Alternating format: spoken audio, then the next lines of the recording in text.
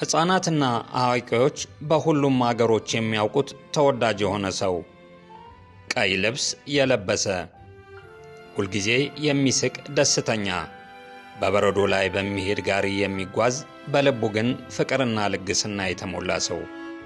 ብዙዎች ገናን ሲያከብሩ የሚያስታውሱት ይህ ሰው ማን ይመስልዎታል? ገና እንደ ዛሬው የገበያ ማዕከላት ሳይከፈቱና ከፊልምና የገና ማስታወቂያ ምልክት ከመሆኑ ከዘመናት አስቀድሞ አንድ ሰው ነበር።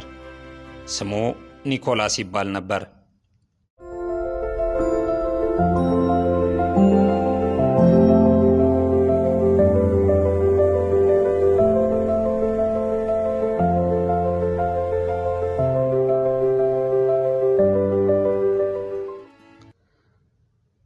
ሰላም እንደምን ቆያችሁ ክቡራን አድማጭ ተመልካቾቻችን።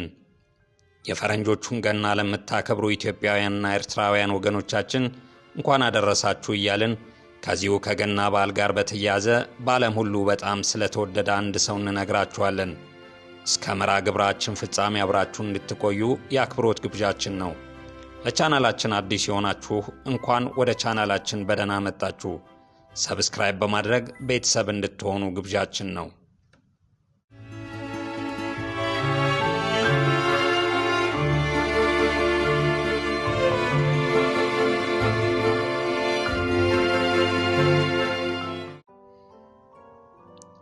ሕፃናትና አዋቂዎች በሁሉም አገሮች የሚያውቁት ተወዳጅ የሆነ ሰው፣ ቀይ ልብስ የለበሰ፣ ሁልጊዜ የሚስቅ ደስተኛ፣ በበረዶ ላይ በሚሄድ ጋሪ የሚጓዝ፣ በልቡ ግን ፍቅርና ልግስና የተሞላ ሰው። ብዙዎች ገናን ሲያከብሩ የሚያስታውሱት ይህ ሰው ማን ይመስልዎታል? ሳንታ ክላውስ ካሉ አልተሳሳቱም። አዎን፣ ሳንታ ክላውስ ነው። ግን ሳንታ በእውን ማን ነው? ከየት መጣ? ለሕፃናት ብቻ የተፈጠረ ተረት ነውን? ወይስ ከዚያ በላይ የሆነ ትልቅ ትርጉም አለው? በዚህ ቪዲዮ የሳንታን መሠረት የሆነውን እውነተኛ ሰው፣ በዘመናት በአገሮች መካከል የተለወጠውን ታሪክ፣ ሳንታ እንዴት የዓለም የልግስና ምልክት እንደሆነና ከስጦታ በላይ ያለውን እውነተኛ መልክ እንመረምራለን።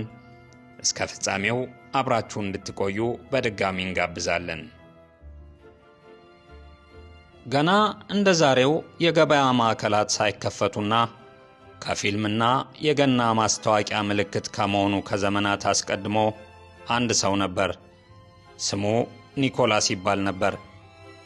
ኒኮላስ በ270 ዓመተ ምህረት አካባቢ በዛሬዋ ቱርክ ውስጥ ባለች ፓታራ በተባለች ከተማ ተወለደ። ከባለጠጋ ቤተሰብ የተወለደው ኒኮላስ ገና በለጋ ዕድሜው ወላጆቹን በበሽታ አጣ። ወላጆቹ ባለጠጎች ስለነበሩ ብዙ ሀብት ትተውለት ነበር የሞቱት።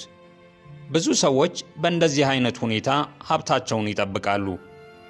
ኒኮላስ ግን ሌላ መንገድን መረጠ።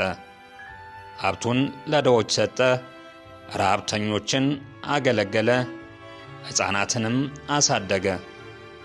በዚያ ኒኮላስ በነበረበት ዘመን አንድ ታዋቂ ታሪክ ይነገር ነበር። ለድሃ ቤተሰቦች በሌሊት ሳይታይ የወርቅ ከረጢቶችን በመስኮት ውስጥ ይጣሉ ነበር። ይህ ዛሬ የምናውቀው የዛሬው ሳንታ ከዘመናት በፊት የነበረ የኒኮላስ ታሪክ ነው። ኒኮላስ በኋላ የማይራ መካከለኛ ካህን ወይም ባይሾፕ ሆነ። ከሞቱ በኋላ ሰዎች ቅዱስ ኒኮላስ ብለው አከበሩት።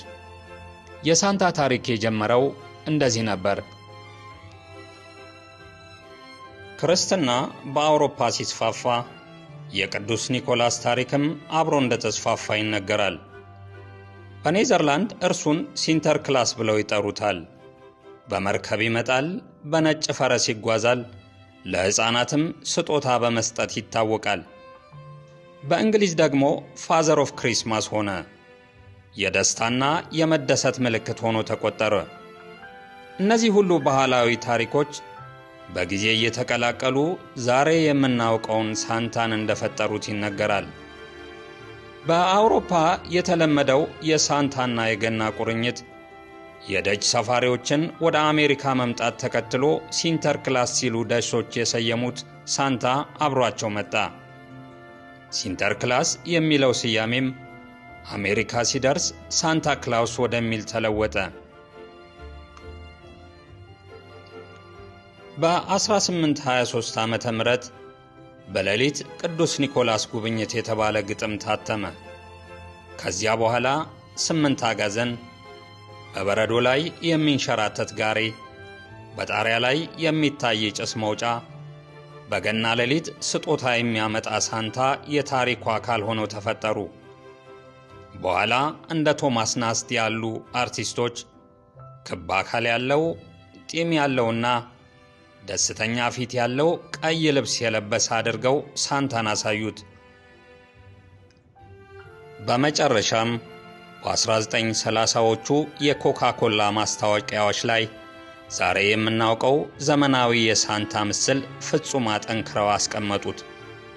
ሳንታ ክላውስ ከክርስትና ጋር ያለውን ግንኙነት በተመለከተ በብዙ የክርስትና እምነት ተከታዮች ዘንድ ጠንከር ያለ ጥያቄ ይነሳበታል።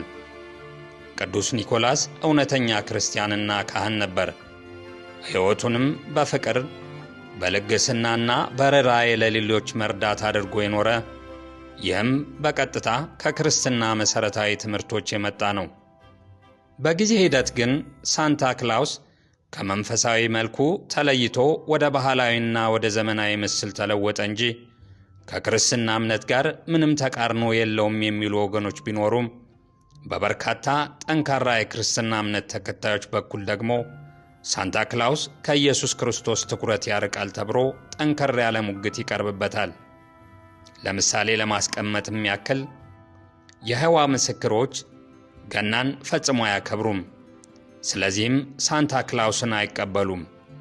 እነዚህ ልምዶች መጽሐፍ ቅዱሳዊ መሠረት የሌላቸው እንደሆነ ያምናሉ። አንዳንድ የኢቫንጀሊካልና ፋንዳሜንታሊስት ክርስቲያኖች ሳንታ ክላውስ ትኩረትን ከክርስቶስ ያርቃል፣ የንብረት ፍቅርን ያበረታታል፣ እናም ለልጆች ሳንታ እውነት ነው ማለት እንደ ሐሰት ይቆጠራል ብለው ይቃወማሉ። ፒዮሪታኖች ገናንና ሳንታን አይቀበሉም። አንዳንድ ዘመናዊ የሪፎርምድ ክርስቲያኖችም እስካሁን ድረስ ይህን አመለካከት ጠብቀው ይገኛሉ። ብዙ አድቬንቲስቶች ገናን በክርስቶስ ላይ ትኩረት በማድረግ ያከብራሉ። ነገር ግን አንዳንድ ቤተሰቦች ሳንታን ሙሉ በሙሉ ያስወግዳሉ። የኢትዮጵያ ኦርቶዶክስ ቤተ ክርስቲያንን ጨምሮ ብዙ ኦርቶዶክስ ክርስቲያን ቤተሰቦች በአንዳንድ የምስራቅ ኦርቶዶክስ ባህላዊ ልምዶች ሳንታ ክላውስን አይጠቀሙም። ነገር ግን ዛሬም ድረስ ሰዎች ሳንታን እንደ አምላክ ወይም እንደ መንፈሳዊ አካል ሳይሆን የክርስትና እሴቶችን፣ ፍቅርን፣ ልግስናን፣ መልካምነትንና ለሌሎች መስጠትን የሚያሳይ ተምሳሌት እንደሆነ ይቀበሉታል። ስለዚህም በክርስትና ውስጥ የገና በዓል ዋናው ትኩረት ኢየሱስ ክርስቶስ ነው። ሳንታ ክላውስ ደግሞ የፍቅርና የልግስና መልእክት የሚያስተላልፍ ባህላዊ ምልክት እንደሆነ በሰፊው ተቀብለውታል። ውድ አድማጭ ተመልካቾቻችን፣ እናንተስ ሳንታ ክላውስን እንደ ባህላዊ መዝናኛ ብቻ ትመለከቱታላችሁ ወይስ እምነታዊ እሴቶችን ከክርስትና ጋር የሚያጋጭ ነገር መሆኑን ታምናላችሁ? ሐሳብ አስተያየቶቻችሁን በኮመንት መጻፊያ ሳጥን ውስጥ አስፍሩልን። ቸር ይግጠመን።